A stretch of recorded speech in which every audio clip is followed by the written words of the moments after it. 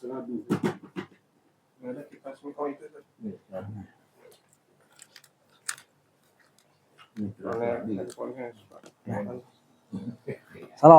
warahmatullahi wabarakatuh. Innal hamdalillah nahmaduhu wa nasta'inuhu wa nastaghfiruh wa na'udzu billahi min syururi anfusina wa min sayyiati a'malina may yahdihillahu fala mudhillalah wa may yudlil fala hadiyalah wa asyhadu an la ilaha illallah wahdahu la syarikalah wa asyhadu anna Muhammadan 'abduhu wa rasuluh. Ya ayyuhalladzina amanu taqullaha haqqa tuqatih wa la tamutunna illa wa antum muslimun. Ya ayyuhan nasu taqu rabbakumul ladzi khalaqakum min nafsin wahidah wa khalaqa minha zawjaha wa batha minhuma rijalan katsiran wa nisaa'a wattaqullaha alladzi tasaaluna bihi wal arham innallaha kana 'alaikum raqiba. Ya ayyuhalladzina amanu taqullaha qulu qawlan sadida yuslih lakum a'malakum wa yaghfir lakum dzunubakum wa may yuti'illah wa rasulahu faqad faza fawzan 'azima amma ba'd. Fa inna asdaqal hadithi kitabullah wa khairul hadi Muhammadin sallallahu alaihi wasallam wa sharral umuri muhdatsatuha wa kullu muhdatsatin bid'ah wa kullu bid'atin dalalah wa kullu dalalatin finnar. Ayyuhal ikhwah rahimani wa rahimakumullah, ahlan wa sahlan pada kajian perdana dengan antum ya insyaallah. Kalau kajian ini saya ambil dari kitab Al-Ustadz Al-Fadil Dr. Firandan Dirja LCMA, dan ini lanjut ya kajian yang ke-202 kalau nggak salah, jilid 1. Bagi yang mempunyai aplikasinya silakan Bekal Islam ya, dibuka Sirah Nabawiyah. Sekarang kita sampai halaman ke 548 ya, 548 dan yang sekarang 549. Ini masih jilid 1, pertemuan yang ke-200-an ya. Tema yang kita bahas ini adalah bagaimana kaum Quraisy menolak Rasulullah, apa alasannya. Ustadz ya di kitabnya merinci ya sampai beberapa alasan. Ya, orang Quraisy ini tidak menolak ya kecuali dengan alasan yang dianggap alasan itu tepat ya menurut mereka, menurut budaya mereka. Yang pertama, fanatisme terhadap ajaran nenek moyang dan rasa takut yang berlebihan. Itu yang pertama. Sebagaimana Abu Thalib, pamannya, dia takut dituduh meninggalkan ajaran kakeknya ya Abdul Muthalib oleh kaumnya yaitu Abu Jahal CS. Padahal Rasulullah di sampingnya sedang berdakwah untuk mentalkin Abu Thalib. Dan kalau Abu Jahal itu dia takut berlebihan ya, takut yang nggak ada alasan. Ya itu kita udah bahas itu di video-video sebelumnya. Lalu alasan kedua, di mana itu panjang itu sebab penjelasan yang pertama panjang, mengambil beberapa pertemuan dan halaman. Kedua, fanatisme kesukuan. Orang Arab dahulu membela banget sukunya sampai mati-matian. Ya, sampai habis satu suku karena perang sama suku lain. Dan Rasulullah sempat bersaing dengan ya, Abu Jahal. Ya, Rasulullah dari Bani Abdul Manaf, ya Abu Jahal dari Makhzum, dari Bani Makhzum. Mereka bersaing dari sudah lama ya, sampai perkataan Abu Jahal, kami biasa bersaing dengan baninya Nabi ya, kelompoknya Nabi, sukunya Nabi. Kalau kami membantu peperangan ya dua-duanya begitu. Sampai pada suatu saat hampir mereka sebenarnya pada bab ini fastabiqul khairat, lomba-lomba ada kebaikan. Ya, begitu. Sampai saat ini bagus, masih bagus. Kelompoknya Rasulullah ngasih makan, Abu Jahal ngasih makan. Ya, memberi pakaian, begitu. Pokoknya semua kebaikan mereka bersaing. Ya, sampai sudah seperti dua kuda berpacu, ya hampir sama. Tahu-tahu di kelompoknya, di sukunya Rasulullah ya, Bani Abdul Manaf bilang dia di kelompok di suku kami ada nabi, ya. Baru itu Abu Jahal kesel. Kita sedang bersaing hampir break even kalau bahasa Inggrisnya seri, toto ada ngaku nabi, bagaimana nyainginnya? Ya ini sifat kemanusiaannya timbul, hasadnya si Abu Jahal, ya. Nah, itu diterangkan itu. Itu yang kedua tuh, kesukuan.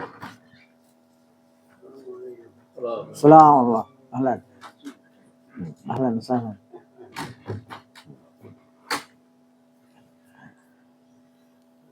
Alasan ketiga para Quraisy ya menolak dakwah Nabi adalah kesombongan dan keangkuhan. Halaman 546 ya. Sombongan dan keangkuhan. Ya. Kesombongan ini seperti yang disifatkan oleh Walid bin Mughirah. Walid bin Mughirah ayahnya Khalid bin Walid. Ini tokoh yang ahli sastra, kaya, pemimpin cerdas. Ya, dalam sirah dia pernah merenovasi Ka'bah sendirian dalam sirah. Karena orang takut. Karena baru saja Abraham ngirim tentaranya dihancurin. Jadi karena sering banjir, Ka'bah dirapikan oleh Walid bin Mughirah. Dia pemimpin, kaya, cerdas, pintar, sastra, syair Arab jahiliyah, maksudnya kuno, syair jin, dia paham semua itu. Ya, begitu dia ngajak memperbaiki Ka'bah, nggak ada yang berani, nggak ada yang mau, ya, karena baru saja Allah membuktikan menjaga rumahnya. Lalu malam dia keluar, ya dia secara bahasa, secara makna, ya jangan kau marah padaku. Dia ngomong sama Allah, aku ingin memperbaiki, bukan menghancurkan. Ya, jadi orang-orang sekitarnya melihat dihancurin nggak, dihukum nggak sama Allah. Jadi dia keluar sendiri, itulah pemimpin. Dia sendiri, orang-orang nggak mau, dia sendiri. Dia perbaiki, dia hancurkan. Sampai pagi dia selamat, baru orang-orang bantu. Ya, tegaklah Ka'bah, renovasi Ka'bah di saat itu. Karena biayanya kurang, ya, Walid atau yang lainnya, tokoh lainnya bilang, jangan kamu taruh membiayai Ka'bah ini dengan uang haram. Jadi uang halal aja tuh. Ya, yang haram ditolak, makanya nggak cukup. Makanya yang itu Hijr Ismail ya, nggak sempat ditaruh tembok begitu. Ini Walid bin Mughirah. Kesombongan dan keangkuhan mendengar Nabi Muhammad SAW, ya, ponakannya dapat wahyu, kaget dia. Kenapa wahyu datang ke anak muda seperti ini, bukan ke kami? Ya, di dalam ayat itu begitu. Ya, bahwa kamilah yang berhak, ya, saya, dua tokoh Mekah atau Taif. Kalau Taif Urwah, ya, Urwah. Kalau Urwah ini orang kaya juga, pintar dan lain-lain. Ya, jadi mereka dalam segala segi menolak Rasulullah. Satu muda, bukan tokoh. Yang tokoh ya kami. Ya, kalau Urwah ini pernah jumpa Kisra, Kaisar, Najasyi dan lain-lain. Ya, begitu. Sering keliling dunia di saat itu, ya. Dunia Arab maksudnya. Begitu. Kesombongan, keangkuhan. Ya. Nah, itu juga yang dasar menolak. Keempat, kekhawatiran akan perubahan kekuasaan dan hukum. Sampai sekarang 3 alasan ini ada pada kita, dan sampai kiamat masih ada orang-orang seperti ini. Baik yang pertama atau diborong semua 7 alasan nanti menolak Islam begitu. Kalau keempat, kekhawatiran akan perubahan kekuasaan dan hukum. Dengan datangnya Rasulullah SAW, jelas kekuasaan itu akan terguling, ya, dan hukum juga, ya. Hukum tauhid akan dihancurkan, ya, nggak akan tegak lagi setelah Allah mengutus Rasulullah. Tidak ada lagi tuh penyembahan berhala, ya, pelacuran yang dilegalisasikan dan lain-lain ya. Singkatnya, tapi hati-hati membaca perubahan hukum ini. Karena apa? Ada orang-orang sekarang hidup di mayoritas muslim ingin mengambil sirah dari sini. Tuh lihat, Nabi Muhammad menghancurkan hukum. Ya. Ini saya sudah bahas di video yang lalu, silahkan. Artinya ada tulisan bagus. Ya, Tauhid Awalan, ya, Ayyuhal Du'at, dari Syekh Albani. Bukan begitu ceritanya. Kalau sudah negara banyak Islam, bukan berjihad terhadap di negara ini untuk menegakkan syariat. Ya, bukan mendirikan daulah. Sudah berjalan berdakwah. Daulah itu bukan tujuan. Daulah itu wasilah. Khalifah, daulah, seperti negara itu wasilah. Ya, Albani menyatakan dalam tulisannya bahwa yang diperintahkan tegakkan tauhid dan syariat semampu kita. Gak ada di muka bumi 100% menegakkan syariah, ya. Kalau lihat sekarang, Saudi juga enggak, ya. Saudi paling mendekati. Tapi tidak boleh mengkafirkan. Indonesia nggak boleh dibilang di negara kepala negara kafir, TNI kafir, ya, polisi kafir, dan ini dulu ada haroki yang begitu. Dari kalau Syekh Ali Hasan Halabi dari mengkafirkan, ya, min takfir ila tafjir. Kalau udah dikafirkan, mudah dibunuh, diledakin. Tafjir itu meledakan, ya. Kaidah mereka bermudah-mudahan meledakin sana, membunuh itu karena meyakin banget ini kafir. Itu namanya disebut takfiri khawarij. Mereka marah sekali dipanggil khawarij. Kalau kita bilang ini pemikiran khawarij, oh antum yang murji'ah. Ya, begitu. Ya, susah kita. Ya dulu, ya, naudzubillah. Semoga pelajaran ini jadi buat kita semua. Jangan sampai terkena di fitnah subuhat. Fitnah subuhat, ya, yaitu fitnah keyakinan, keraguan-raguan, akidah dan lain-lain. Ya. Jadi mereka khawatir hukum-hukum yang telah berlaku, sebagaimana Abu Jahal kan Abul Hakam, tempat orang mengadu kasus-kasus, ya, kemasyarakatan, keadilan dan lain-lain. Tapi setelah Nabi Muhammad SAW datang, terbongkar kejahilannya, maka Abu Jahal begitu. Pedih sekali dia digitukan. Ya, karena dia nggak menerima Islam. Kalau dia menerima Islam akan dimuliakan dalam Islam.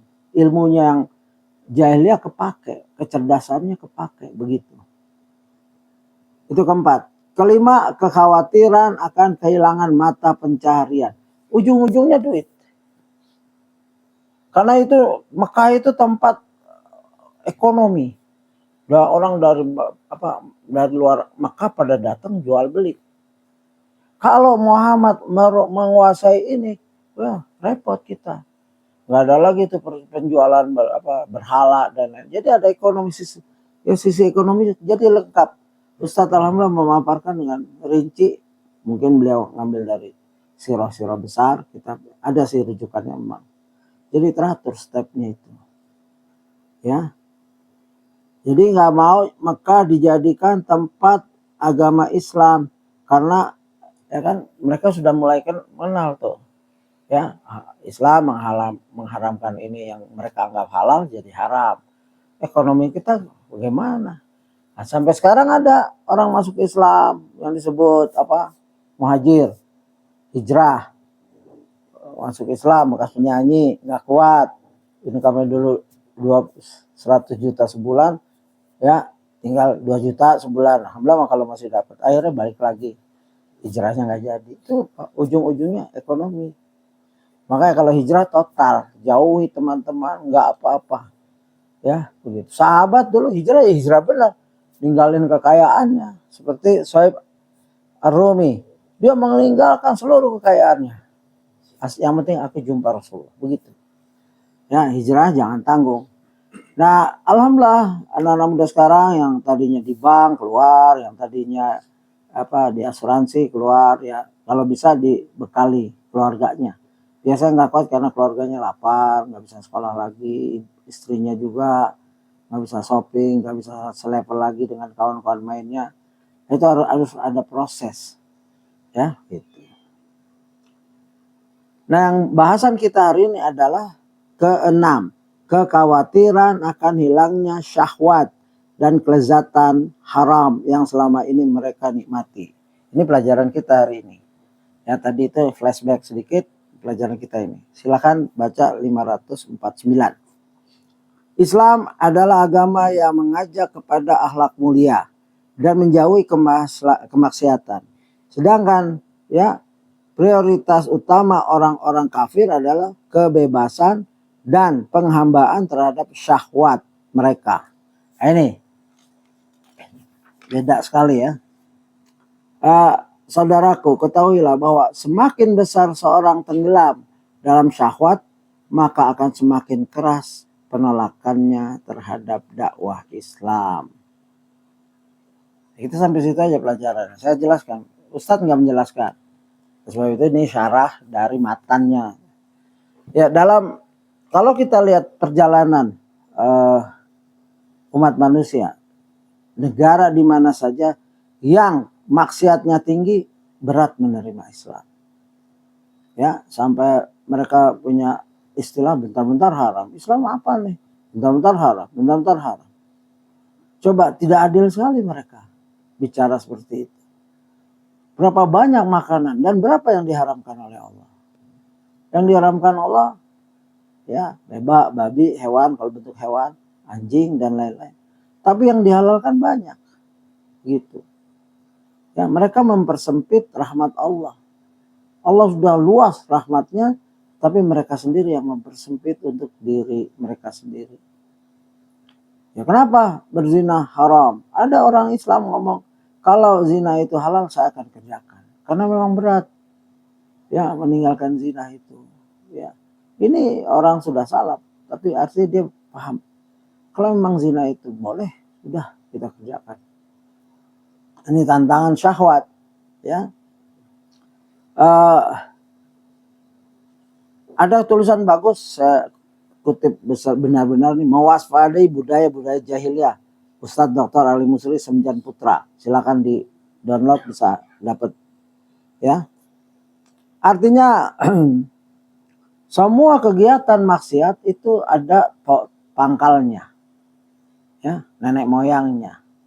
Sesuai dengan hadis, ya, latattabi'unna sananal ladzina min qablikum shibran bisibrin wa zira'an bizira'in.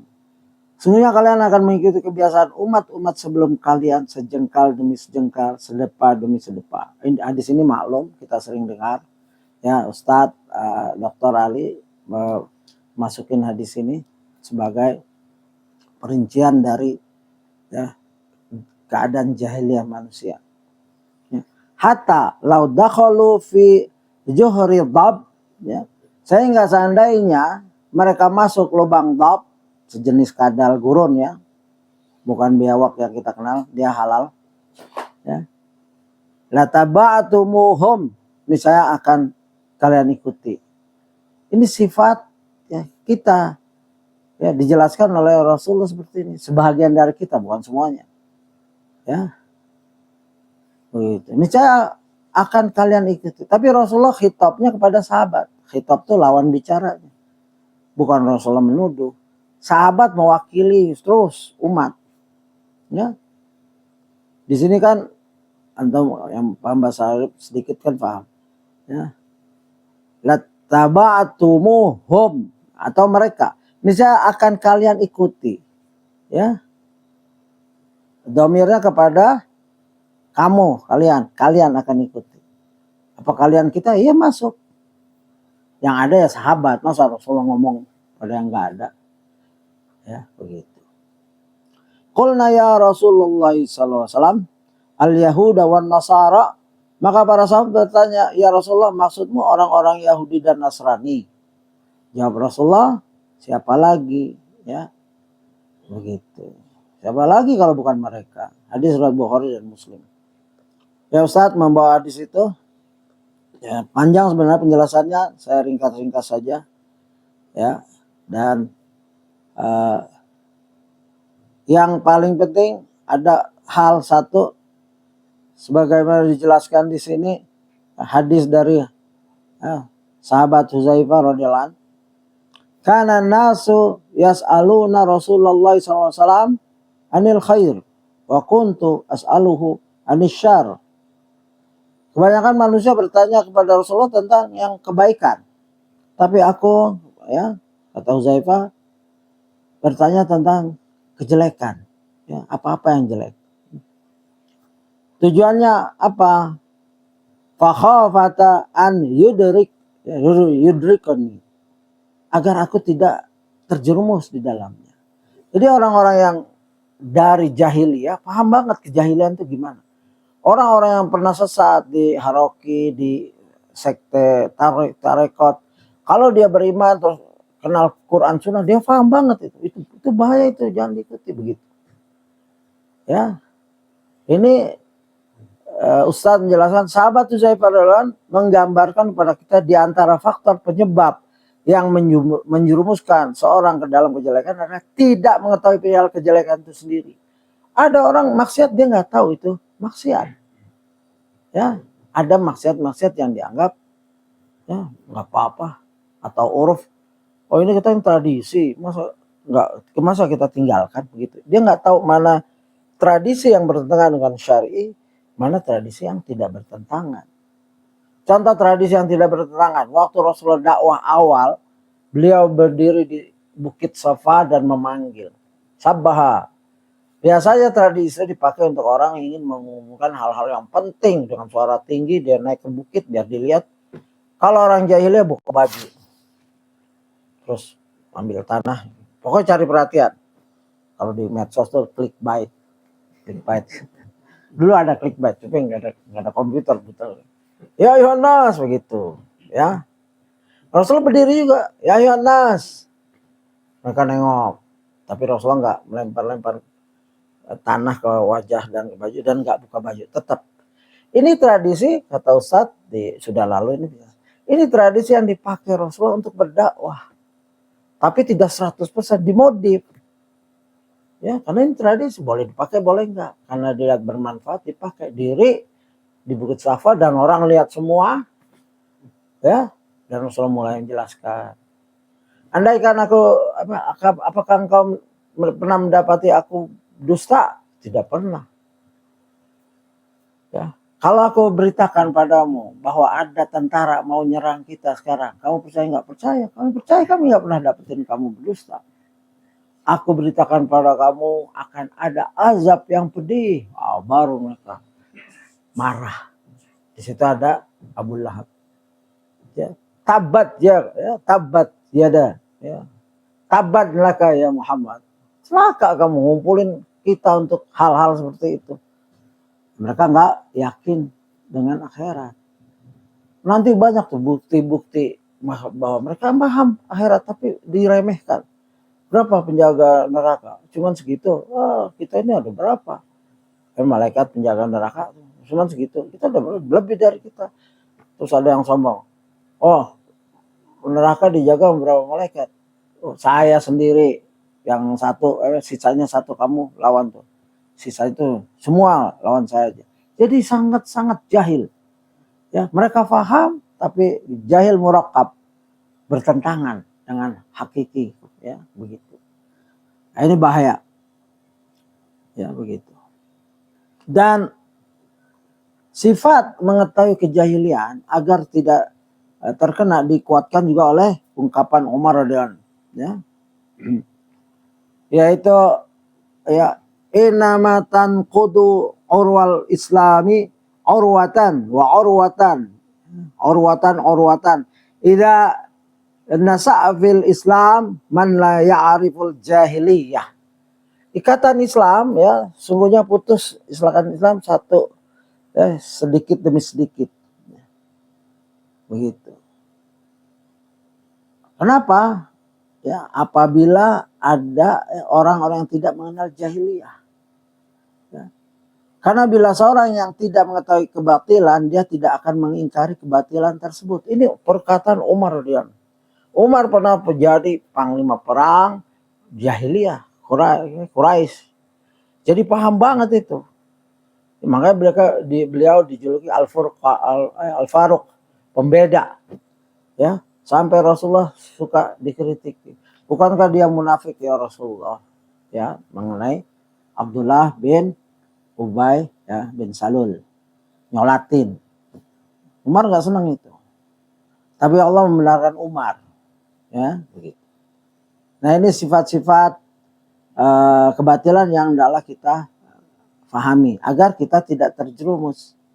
Kalau kita memahami dan tobat, insya Allah pengalaman kita buat anak-anak generasi, jangan kamu ikut haroki ini, jangan aliran ini, itu manfaatnya itu.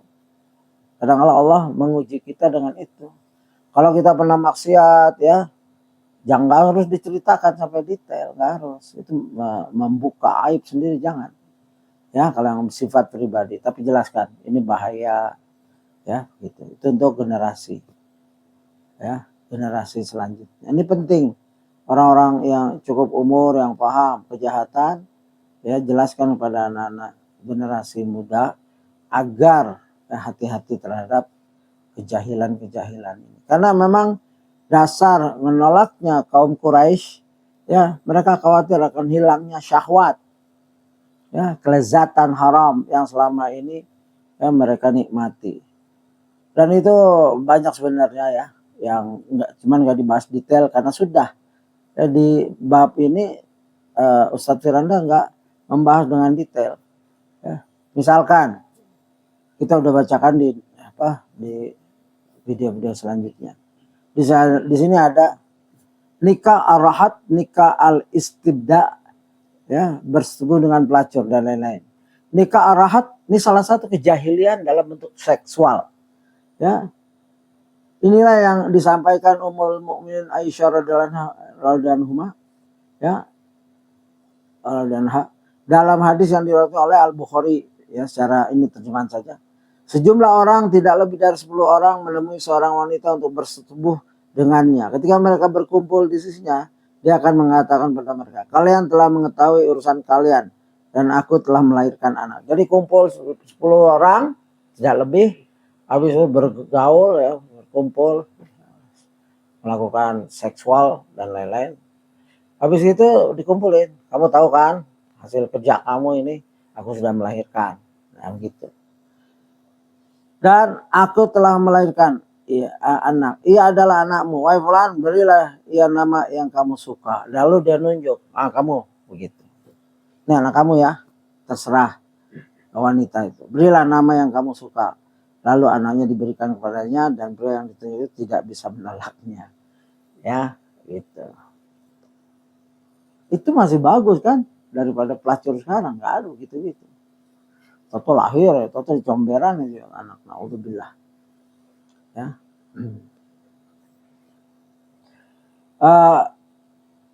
Nikah al-istibda. Artinya seorang membawa istrinya kepada orang yang diinginkannya, yaitu orang tertentu dari kalangan pemimpin dan pembesar yang dikenal dengan keberanian dan kedermawanannya, agar sang istri melahirkan anak sepertinya. Ini jahat lagi. Seorang suami menyerahkan istrinya, nih kamu gaulin istri saya biar saya dapat turunan dari kamu. Ya, gitu. Al-Bukhari meriwayatkan juga dari Aisyah radhiyallahu anha bahwa dia mengatakan seorang pria berkata pada istrinya ketika telah bersih dari haidnya, ya pergilah kepada si fulan. Ya, gitu. Nah, ini kan bahaya. Ya. Enggak ada ghirah sama sekali, enggak ada kecemburuan sama sekali. Ya. Dia menyerahkan istrinya sukarela, ya, gitu. Mati. Dia menyerahkan istrinya sukarela untuk disetubui, ya, gitu. Kalau dengan pelacur sama sekarang ya, perkawinan ini khususnya bagi bangsa Arab dilakukan hamba sahaya wanita, bukan wanita merdeka, karena bangsa Arab tidak membayangkan bahwa suatu hari wanita merdeka berzina. Ada kebaikan dari bangsa Arab bahwa mereka nggak ada di otak mereka atau hati mereka wanita merdeka itu berzina. Ya, di sini. Ya. Yang berzina itu budak. Jadi masih adab bersihnya itu ada. Kalau nggak salah ada ucapan Hindu kepada Rasulullah, apakah orang merdeka berzina ya Rasulullah? Begitu. Saking kagetnya dia. Ada orang merdeka berzina. Itu kaget. Yang berzina itu budak ya. Budak sama budak sama bukan tuannya. Ke tuan lain begitu. Pokoknya itulah. Ya, begitu. Dan ini yang dikutip oleh beberapa ustadz yang saya bacakan. Ini udah 30 menit. Jika ada pertanyaan silakan. Ya, dan Ustadz Firanda sangat sedikit. Dan juga yang paling penting adalah jual beli ribawi, ya diharamkan. Ya, riba itu diharamkan. Karena apa? Karena merugikan umat manusia. Di zaman jahiliyah itu biasa riba, ya itu muamalah. Dan ada praktek yang merugikan sesama, ya. Riba itu riba jahiliyah, riba nasi'ah, tambahan bayaran utang, yaitu kita sudah maklum. Beli janin dalam perut, habal al-habala, jual beli hewan ternak yang masih ada dalam perut induknya, atau transaksi dengan tempo menunggu anak hewan melahirkan anak berikutnya, dan lain-lain itu ada. Jual beli gharar, transaksi yang mengandung ketidakpastian, ya, spekulasi atau penipuan seperti jual beli lempar batu. Misalkan dilempar batu, kalau kena ya itu ente boleh beli murah gitu. Atau al mulamasah, disentuh, ya, yang disentuh bayar, harganya belum tahu itu, ya gitu. Pokoknya sifatnya gharar. Ini banyak dosa-dosa jahiliyah yang masih ada sampai sekarang. Nah itu yang bahayanya itu. Kalau mereka begitu karena mereka jahiliyah, belum ada nabi. Tapi orang sekarang, Nabi sudah turun, pesannya sudah dibukukan, diceramahkan, di video, di internet. Masih, ya itu tanggung jawab itu nanti. Ya masih praktek kayak gitu. Ya, hendaklah kita yang beragama Islam benar-benar memahami keislamannya dan menerapkan dalam kehidupan kita sehari-hari. Demikian pengajian kita, insya Allah. Jika ada tanya jawab, nggak usah direkam. Kita langsung saja. Semoga yang sedikit ini bermanfaat untuk kita semua dalam mengarungi kehidupan yang makin berat. Fitnatus syubhat, fitnatus syahawat. Dua fitnah ini berdampingan, ya, menggoda diri kita melalui qarin. Kita semua punya qarin. Qarin dari malaikat dan qarin dari jin. Qarin dari jin selalu ngajak keburukan, kecuali qarin jinnya Rasulullah sudah diislamkan.